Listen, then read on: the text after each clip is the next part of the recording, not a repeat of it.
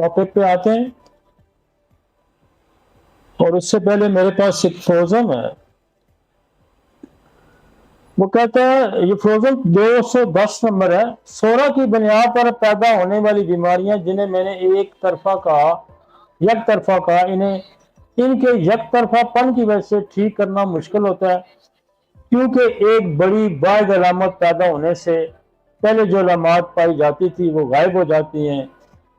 مریض کی حالت دماغی امراض کو ظاہر کرتی ہے، البتہ یہ بیماری کی نوعیت کو متعین نہیں کرتی، کیونکہ مزاج اور ذہن ہمیشہ بدلتے رہتے ہیں، اور زیادہ تر ہمیں مریض کے مزاج کو ٹھیک کرنے کے لیے بلایا جاتا ہے، جو کہ باقی تمام علامات سے زیادہ دیکھنے میں آتا ہے۔ اگر ہم بیماری کی صحیح تشخیص کر لیں تو پھر اس ہومیوپیتھک علاج نہایت کامیابی سے ممکن ہے۔ اس میں جو مرکزی نقطہ ہے، جو آخری پیرے کی لائن ہے، اگر ہم بیماری کی صحیح تصویر کشی کر لیں تو پھر اس کا ہومیوپیتھک علاج نہایت کامیابی سے ممکن ہے۔ تو اس پہ کیا بات، جو افروزم میں نے جو پڑھا ہے وہ یہ کہتا ہے کہ سورہ کے اندر بعض دفعہ یک طرفہ علامات ہوتی ہیں جس کے اوپر دوائی کا سلیکٹ کرنا مشکل رہتا ہے، اور زیادہ نمایاں کیا ہوتا ہے کہ مزاجی علامات کو بھی لوگ لے کے بیٹھ جاتے ہیں، آپ کو پتہ ہے، اور وہ کہتے ہیں یار بس میں نے مائنڈ کو ہی ٹھیک کرنا۔ تو وہ کہتے ہیں کہ مزاج اور ذہن ہمیشہ بدلتے رہتے ہیں، ایک جیسے نہیں رہتے، لیکن بیماری کی جو اصل جو نقشہ ہے نا، جو اکثر اس کی پکچر ہے، اس کو سمجھنا بڑا ضروری ہے۔ بات آپ کو سمجھ آئی کہ جو آخری اس نے کنکلوڈ کیا ہے کہ اگر ہم بیماری کی صحیح تصویر کشی نہیں کرتے، مثلا آپ گنوریا کی صحیح تصویر کشی نہیں کرتے، آپ سفلس کی صحیح تصویر کشی نہیں کرتے، آپ کلامیڈیا کی صحیح تصویر کشی نہیں کرتے، آپ ایچ پیلوری کی صحیح تصویر کشی نہیں کرتے، آپ ایکولائی کی صحیح تصویر کشی نہیں کرتے، آپ ٹی بی کی صحیح تصویر کشی نہیں کرتے، تو پھر آپ درست دیتے ہیں۔ اور یہ وہ کہتا ہے کہ ہومیوپیتھک نہایت کامیابی سے اس سے ممکن ہو سکتا ہے، اس سے پاسبل ہو سکتا ہے۔ یہ بات آپ کو پیغام دینا کہ یہاں جو لوگ یہ کہتے ہیں کہ جی نہیں میں مریض کا علاج کرتا ہوں، تو یہ دیکھیں اس نے اتنا زور دیا ہے کہ آپ بیماری کی صحیح تصویر، بیماری کی کیا پکچر ہے، تصویر کشی کیا ہے، اس کی پکچر ہے نا۔ اب ٹی بی کی تصویر کشی کیا ہوتی ہے، اس کا پازیٹیو فیکٹر ہوگا، اس سے ہوتا کیا ہے، وہ تصویر کشی ہے۔ سائیکوسس کیا ہے، اس کی تصویر کشی سے آپ کو واقفیت ہونی چاہیے نا۔ آپ اس کی اگر تصویر کشی نہیں جانتے تو آپ سفلس کی جگہ آپ سائیکوسس کا علاج شروع کر دیتے ہیں، کیونکہ علامات بہت ساری چیزوں کی مکس اپ ہوتی ہیں۔ اور پھر وہ یہ کہتا ہے کہ مزاج کے اوپر بھی آپ زیادہ انحصار نہیں کر سکتے، کہ مزاجی علامات بھی بدلتی رہتی ہیں۔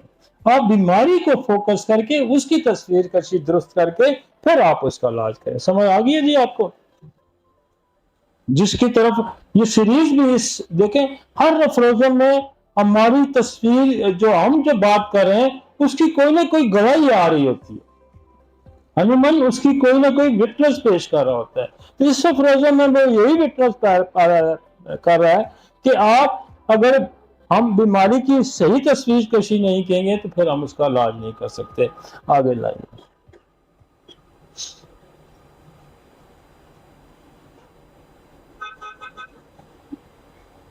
آج جو ٹاپک ہے جی یہ موڈورینم ہے۔ دیکھیں دنیا میں اس کے مریض آپ کو بڑے نظر آئیں گے، اس کی شناخت بھی بڑی سی آسان سی ہے، اس کے بڑا مریض ہے اس کا، اور یہ دنیا میں بہت بڑی ابسٹریکشن ہے۔ دنیا میں جو بڑے بڑے انسان کی جو عمر تھی 1000 سال سے 900 1000 سال کی عمر تھی، یہ جو میں آج ڈیزیز جو میں پڑھا رہا ہوں اس کے پیچھے انہی بیماریوں کا ہاتھ ہے کہ جو آج 70 80 100 سال پہ آ کے رک گئی ہے۔ سمجھ آ گئی ہے؟ اگر ہم ان کو اس کی روح کے مطابق درست اس کی تصویر کشی کرتے ہیں ہر بیماری کی، تو پھر ہم یہ عمریں بڑھانی شروع کر دیں گے۔ اور میں یہ سمجھتا ہوں کہ ہمارے ہومیوپیتھ ڈاکٹر 50 سال 30 سال 100 سال اگر بہتر طریقے سے کام کریں گے تو انسانوں کی عمریں یہ بڑھانے کی صلاحیت رکھتا ہے سسٹم، کیونکہ یہ جو کنجنٹل ڈیزیزز ہیں، اب ایک یہ جو میڈورینم ہے نا، اس میں ہم اس کو ایک اور جگہ بڑا استعمال کرتے ہیں، قد چھوٹے جو رہ جاتے ہیں. تو پہلے لوگوں کے قد تھے 8-8 10-10 فٹ کے قد ہوتے تھے، 12-12 فٹ کے بھی قد ہوتے تھے. تو قد بڑھانے کا یا قد کم ہونے کا دیکھیں ایک اس کا بھی حصہ ہے، اس سورس کا، اس بیماری کا. اس طرح ڈیجنریشن پروسیس جو ہے اس میں بھی اس کا ایک حصہ ہے، بہت بڑا حصہ ہے. تو اگر ہم اس کو سمجھتے ہیں، جیسے ہم نے ٹی بی کو بہت باریکی سے سمجھا، تو اگر ہم میڈورینم کو بھی سمجھتے ہیں اور پھر ہم دیکھیں گے کہ انشاءاللہ ہمیں بہت سارے رکاوٹیں ہماری دور ہو جاتی. اب میڈورینم کو سمجھنے کے لیے آپ کو گنوریا کو سمجھنا ہوگا، اور جب آپ گنوریا کو سمجھیں گے تو پھر آپ کا جو ہنیمن کا میازم تھا سائیکوسس، اس کو سمجھنے میں آپ کو آسانی ہوگی. تو یہ ہم نے اس ٹاپک میں ہیڈ بھی میں نے یہی لگوایا کہ میڈورینم، گنوریا اینڈ سائیکوسس. تو یہ ایک ہی چیز کے 3 نام ہیں. بیسیکلی ایک ہی ڈیزیز کی ایکیوٹ اینڈ کرونک کمپلیکیشن کے تینوں نام ہیں. اس کا نسوڈ ہے گنوریا ایک بیکٹیریل ڈیزیز ہے، اور سائیکوٹک کیا ہے؟ اس بیکٹیریل ڈیزیز کی کمپلیکیشنز ہے. بات مفہوم آپ کو سمجھ آ جانا چاہیے کہ آپ جو پڑھنے جا رہے ہیں، ہم کیا پڑھنے جا رہے ہیں. ہم پڑھنے یہ جا رہے ہیں کہ ایک نسوڈ ہے جس کا نام میڈورینم ہے، اس نسوڈس کے پیچھے ایک ڈیزیز ہے، اور وہ ڈیزیز کیا ہے؟ وہ گنوریا ہے. اور گنوریا کے پیچھے کیا ہے؟ نائزیریا گونوکائی ہے، ایک بیکٹیریا ہے.